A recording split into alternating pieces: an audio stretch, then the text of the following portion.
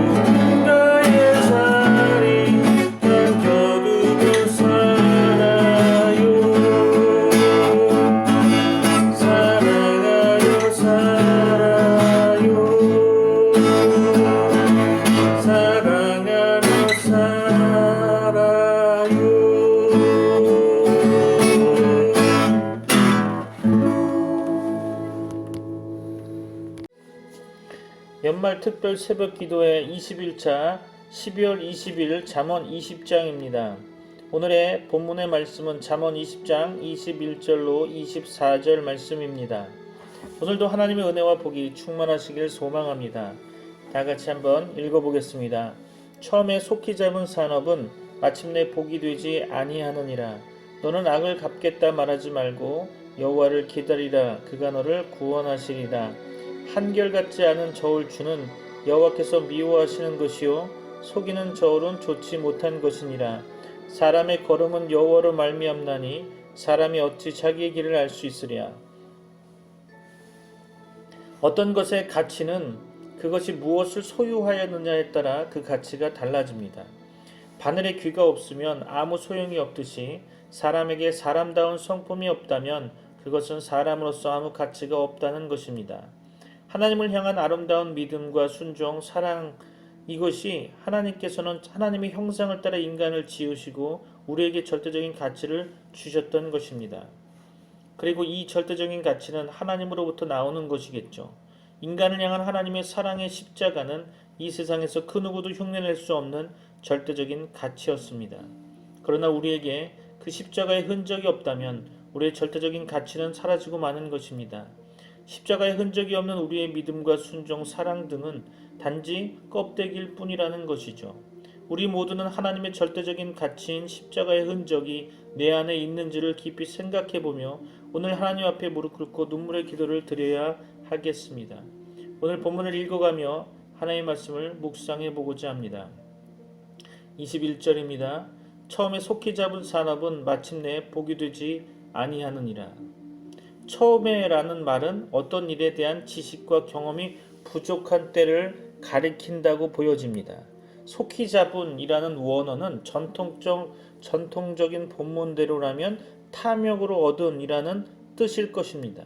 그래서 이것을 해석해 보면 처음에 탐욕으로 얻은 산업이란 처음부터 정직하게 노력하여 이룬 산업이 아니고 탐욕을 가지고 불의한 방법으로 얻은 산업이라는 뜻 같습니다. 그러나 구약 성경을 보관하고 연구하고 사본을 만들었던 서기관들, 다시 말해 마소라 학자들은 이 단어를 성급히 얻은이라는 말로 읽으라고 제안하였습니다.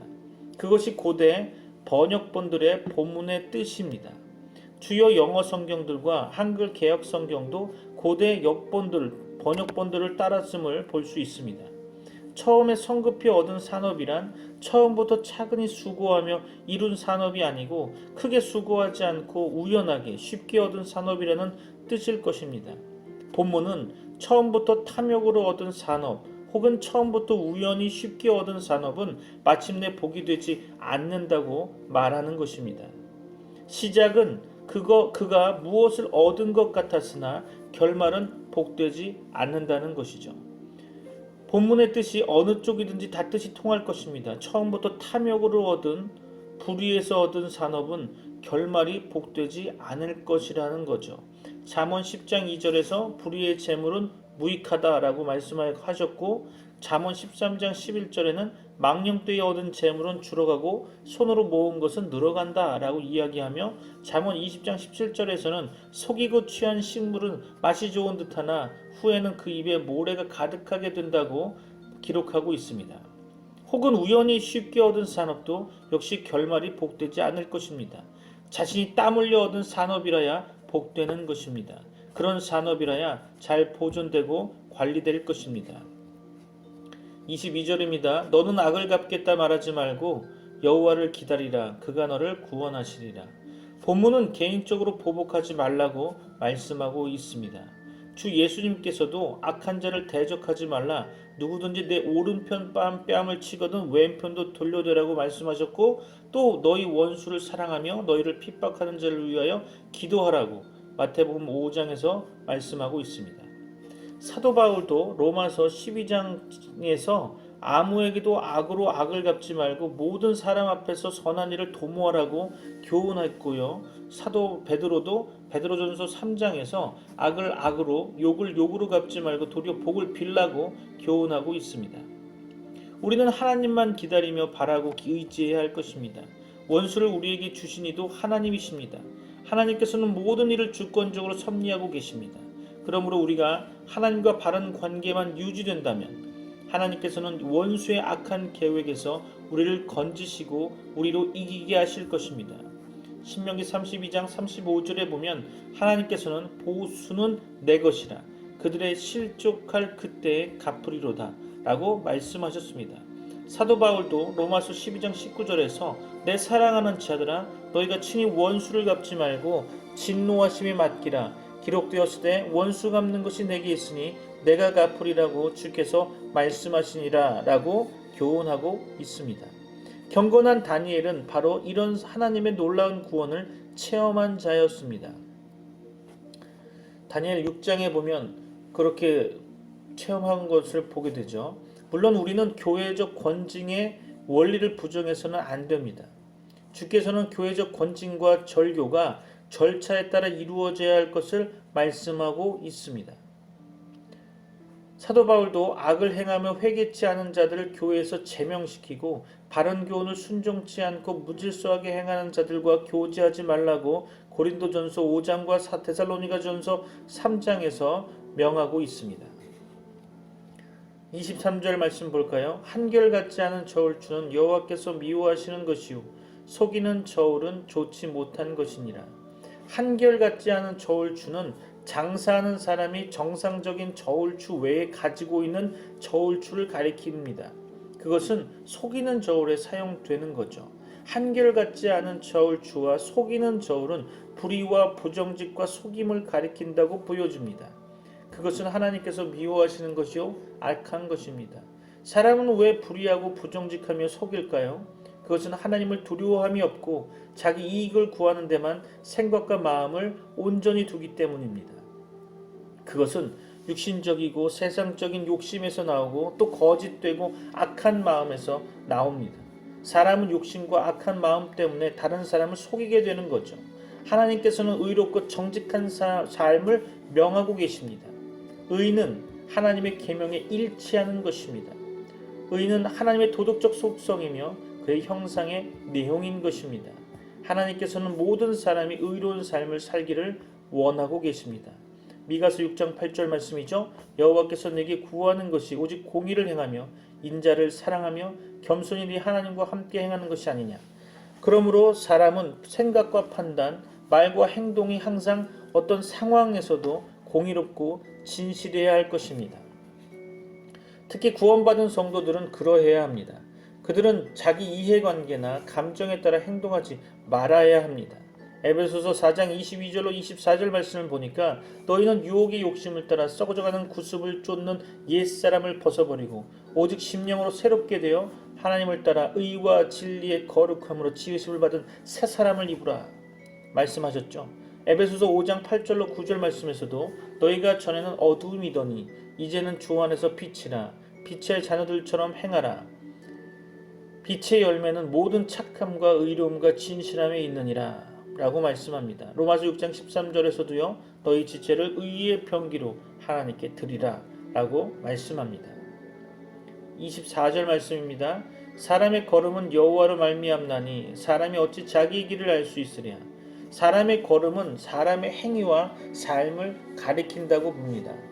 사람의 걸음이 여호와께로서 말미암는다는 말은 사람의 행위와 삶이 하나님의 작정대로 되고 하나님의 섭리와 인도와 간섭과 도우심 속에 이루어진다는 뜻입니다. 잠언 16장 9절에서는 사람이 마음으로 자기 길을 계획할지라도 그 걸음을 인도하시는 분은 여호와 하나님이시라고 말씀하고 있습니다. 그러므로 본문은 사람이 어찌 자기 길을 알 수 있으랴라고 말하고 있죠. 자기의 길은 자신의 현재의 삶의 과정뿐 아니라 미래의 과정도 가리킨다고 보여집니다. 사람은 특히 자신의 앞길, 즉 자신의 미래가 평안할지, 잘되고 형통할지, 그렇지 않으면 고통과 고난이 있을지, 재앙이 있을지 알 수 없습니다. 그러므로 잠언 16장 1절에서 마음의 경영은 사람에게 있어도 말의 응답은 여호와께로서 나느니라 라고 말씀하는 것입니다. 야곱은 자기 아내들 곧 외삼촌 라반의 딸들에게 그대들도 알거니와 내가 힘을 다하여 그대들의 아버지를 섬겼거늘 그대들의 아버지가 나를 속여 품삯을 10번이나 변역하였느니라. 그러나 하나님이 그를 금하사 나를 해치 못하게 하셨도다라고 창세기 31장 6, 7절에서 말씀하고 있습니다. 요셉은 형들이 자기를 애굽에 팔았으나 하나님께서 자신의 형제들과 친족들의 생명을 보존하기 위해 자신을 먼저 애굽으로 보내신 것이며 또 하나님께서 자신을 바로의 아비를 삼으시고 그 온 집의 주와 애굽 온 땅의 치르자를 삼으셨다고 창세기 45장에서는 고백하고 있습니다. 에스더서에 보면 파사왕 아하수에로의 가장 높은 신하인 하만이 모르드게를 죽이고 유다 민족을 몰살시킬 계획을 세웠으나 하나님께서는 모르드게와 유다 민족을 살리시고 하만을 죽게 하셨던 것입니다. 말씀을 마무리합니다. 본문의 말씀을 한번 정리해 봅니다. 첫째로 처음에 속히 잡은 산업 혹은 탐욕으로 얻은 산업은 마침내 복이 되지 않는다는 것입니다. 우리는 정당하게 땀 흘리며 돈을 벌어야 하고 무슨 일이든지 먼저 지식과 경험을 쌓아야 할 것입니다. 둘째로 우리는 우리에게 악을 행하는 자에게 보복하지 말고 공의로우신 하나님의 주권적 섭리와 구원을 믿고 하나님만 바라고 의지해야 한다는 것입니다. 셋째로 한결같지 않은 저울추는 여호와의 미워하시는 것이요 속이는 저울은 좋지 못한 것입니다. 우리는 항상 정직하고 진실하게 살아야 할 것입니다. 넷째로 사람의 걸음은 하나님께로서 말미암으며 사람은 자신의 미래를 알지 못한다는 것입니다. 우리는 오직 주권적 섭리자 하나님만 경외하고 의지하며 하나님 앞에서 바르고 정직하게 살고 그의 계명들만 순종해야 할 것입니다. 오늘도 여러분에게 하나님의 은혜와 복이 가득 넘치길 소망하오며 다같이 기도합니다. 하나님 감사합니다.